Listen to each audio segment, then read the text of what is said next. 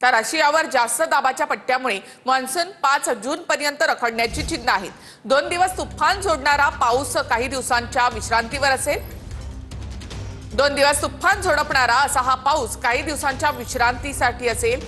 रशियावर जास्त दाबाचा पट्टा आणि त्यामुळे 5 जून पर्यंत मान्सून रखडणार अशी चिन्ह आहेत। रशियावर जास्त दाबाच्या पट्ट्यामुळे मान्सून 5 जून पर्यंत रखडण्याची चिन्ह। गेले 2 दिवस राज्यात अनेक भागांना धुवाधार झोडपणाऱ्या पावसाच्या विश्रांतीची चिन्ह आहेत। 27 मे रोजी पश्चिम रशियावर जास्त दाबाचा पट्टा निर्माण होणार असल्यानं मान्सून रखडण्याची चिन्ह आहेत।